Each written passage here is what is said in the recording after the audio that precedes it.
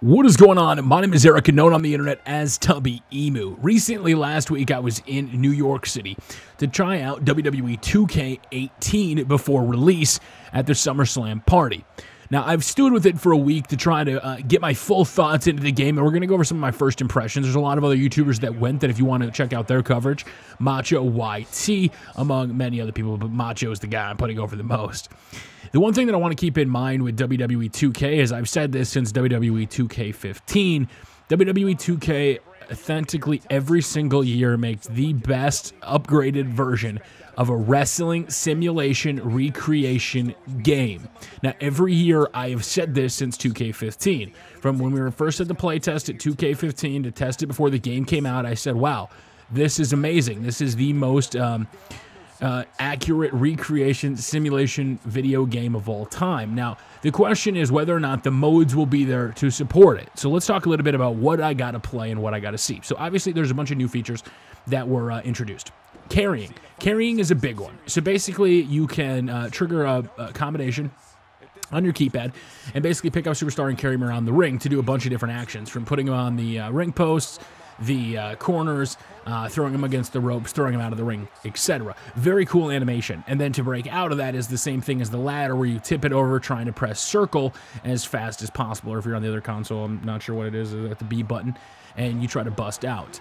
The one thing that I want to keep in mind here is this is a great feature to, again, create more moments in game. Now, here's the thing. The more realistic we get, I think, the more it, so I don't want to say hurts the community a little bit, because I love the game. There's times where I sat down and I play this game. The problem is when my YouTube was booming the most is when I was just having fun playing the game, in terms of, you know, playing online with a bunch of people. Like when we used to have streams of like 1,000 people going crazy doing all that stuff. The problem is 2K has made such a great wrestling game in terms of recreating what you see on TV. Some of the modes have lost out. So I want to keep that in mind here. Versus everybody else that's talking about the game, me personally, I mark out at most of the spots that still happen. There's a lot of new animations that are in the game. The selling of the moves look fantastic. The new lighting looks fantastic, and it plays great. Like right there, you see the little bit of the carrying animation. He brings him over, boom, and down he goes if you're not able to reverse it. And then the cell, obviously, there's like, I think they said 60 to 80 new cell animations, which happen all around the ring. So it's a very big thing you want to keep in mind here when you're buying this game. Now, like I said in the past, I think the one most requested feature, obviously, was GM mode, among other features that were in past WWE games. I know some people want the arcade super style. They want bikes. They want treadmills. They want everything like James Pulse.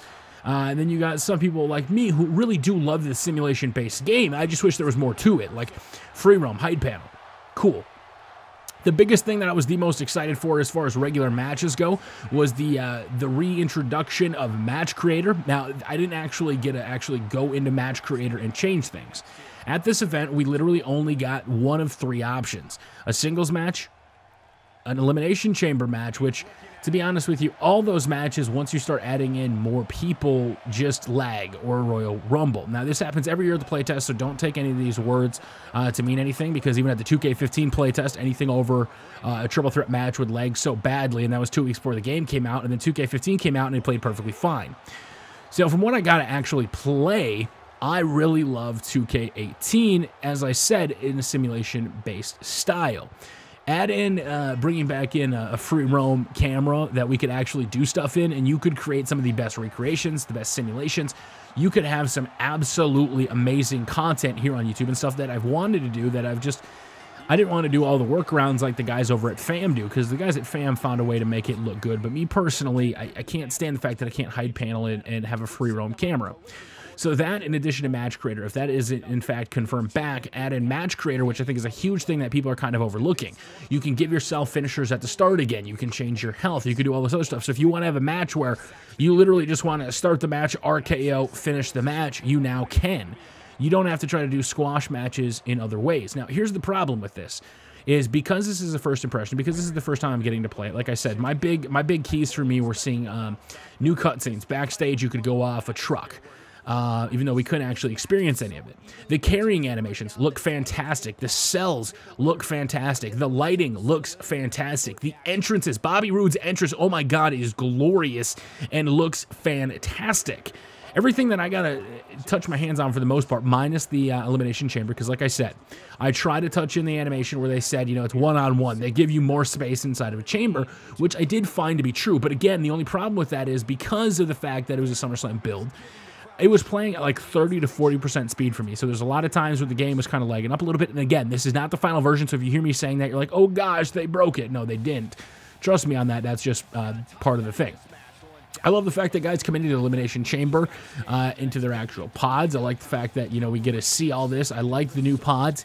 I think the elimination chamber itself looks great. It plays great, in my opinion, from what I actually got to see. They do leave the space, but that does need to be changed a little bit.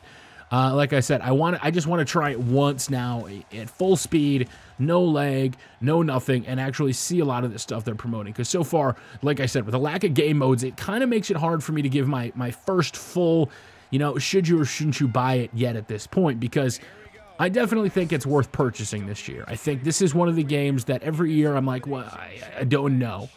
The lighting specifically, when you talk shaders and you talk to lighting, they did make it look better.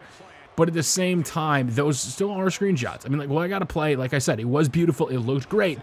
But you want to make sure the game modes are there. So for what I actually got to play, what I actually got to touch, what I got my hands on when we got to see this video game was it looks stunning. It plays stunning. And it's epic. But that doesn't matter, I should say, unless you have actual things that keep my interest to come back. And like I said, we don't know that stuff as of right now. But other things that I noticed in terms of the game, like I said, some of these other guys took a lot more advanced notes. I probably played like 7 to 10 matches, I think. I probably spent about an hour and 15 minutes with a game versus a lot of reporters that were there. Maybe did one match. They talked about skirmishes or anything else that happened. The animation, some of the reversals I had were really sweet. But again, a lot of this stuff, when you sit down and you're in a room and you're trying to decide what is the most important thing, what do I want to test out, what do I want to do, as you got the security in there kind of moving people through it first. Eventually, when it livened up and people were starting to party and went back into play, we got to have more time with it. That's where, again, where you saw all the match creator stuff. We were all taking notes on things that got introduced, the carrying aspects, which is huge because, again, you're making something that you see on TV. The ability to add finishers when you start. The new lighting system looks phenomenal, and I can't say this enough. The entrances look amazing with the lighting. Bobby Roode's entrance, which the only thing that this isn't on them at all, but if they had the rising entrance, like if they had an alternative entrance for Bobby Roode, oh my gosh. Other big things. The loading menu now, absolutely phenomenal. From the small part we got to see where it's like a 3D load animation where it was Seth Rollins trying to do the big knee to Samoa Joe, and it rotates around in kind of a cool 3D animation. No longer that static screen. And then when you go to the select screen, it zooms in from the arena to the Tron, which looks, again, so clean, so crisp. They're doing a great job with updating at least the aesthetics of it.